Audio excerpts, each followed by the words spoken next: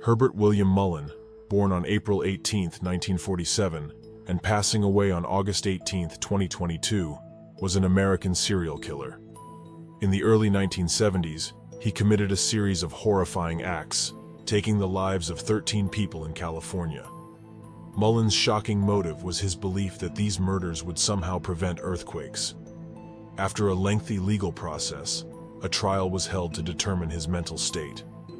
In the end, he was found guilty of 2 first-degree murders and 9 second-degree murders. Mullin received a life imprisonment sentence, and despite multiple attempts, he was denied parole 8 times during his time behind bars. Notably, Mullin's crime spree coincided with that of Edmund Kemper in 1972 to 1973. This overlap created considerable confusion for the police investigations, resulting in both killers being apprehended within a few weeks of each other, after the tragic deaths of a total of 21 individuals. If you like this type of content, please consider subscribing. Only takes a second and you can change it later. Thank you for everything so far. Wouldn't done it without you guys. Only couple days left in the competition as well, so don't forget to comment down below here or on previous video for a chance to win a giveaway. Let's continue with our video. Herbert William Mullin's early life had its share of challenges. He was born on April 18, 1947, in Salinas, California, and his father was known to be stern but not abusive. When Mullin was just 5 years old, his family moved to San Francisco. During his school years, Mullin had many friends, and even earned the title of most likely to succeed when he was 16, as voted by his classmates at San Lorenzo Valley High School. However, despite his potential, life became increasingly difficult for him due to his struggle with paranoid schizophrenia. A significant turning point occurred after he graduated from high school when his close friend Dean Richardson tragically lost his life in a car accident in June 1965. This loss deeply affected Mullin, and he began to create shrines dedicated to Richardson in his room. He became fixated on the idea of reincarnation. In 1969, Mullin was admitted to Mendocino State Hospital. Over the following years, he spent time in various mental hospitals, but was eventually discharged when it was determined that he posed no immediate harm to himself or others. In total, he was committed to 5 mental hospitals. By his mid-20s, Mullin had received a diagnosis of paranoid schizophrenia, which was exacerbated by his use of LSD and marijuana. These challenges would later play a significant role in his life and contribute to the tragic events that unfolded in the early 1970s. In 1972, Herbert William Mullin was 25 years old and living with his parents in Felton, California, nestled in the Santa Cruz Mountains. His birthday, April 18th, held special significance for him, as it marked the anniversary of the 1906 San Francisco earthquake. Mullin held a disturbing belief that the Vietnam War's American casualties served as a blood sacrifice to prevent earthquakes.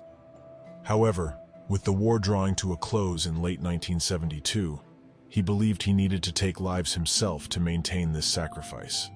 He claimed that his father, through telepathy, instructed him to do so.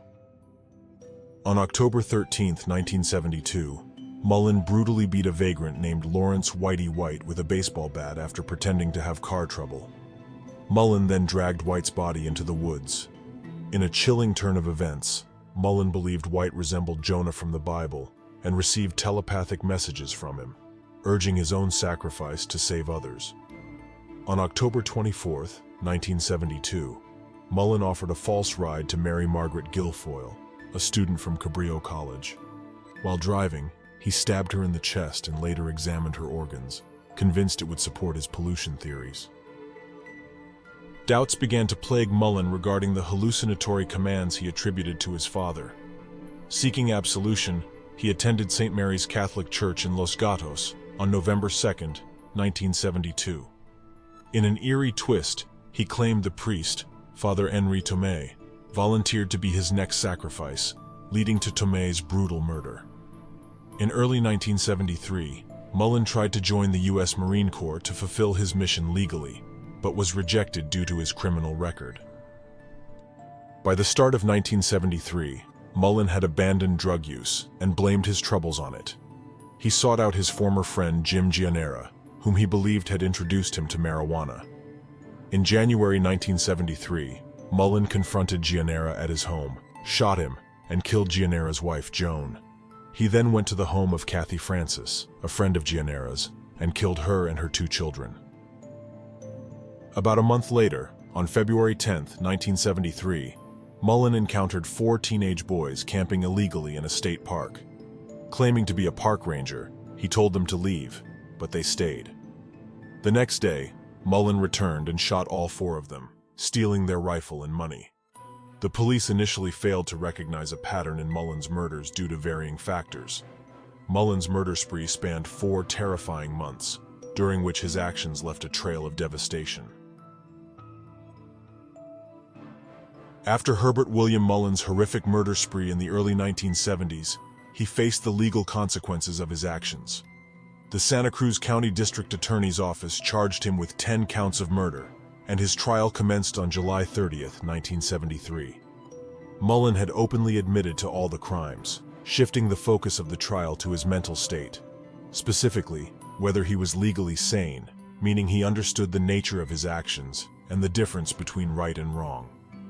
Prosecutor Chris Cottle highlighted Mullin's calculated cover-ups and premeditation in some of the murders, while the defense, led by public defender Jim Jackson, argued that Mullin's delusions had driven him to commit these heinous acts. On August 19, 1973, after 14 hours of deliberation, the jury delivered their verdict. Mullin was found guilty of first-degree murder in the killings of Jim Gianera and Kathy Francis because they were considered premeditated. He was also convicted of 8 counts of second-degree murder in the other cases because the jury deemed them impulsive in nature.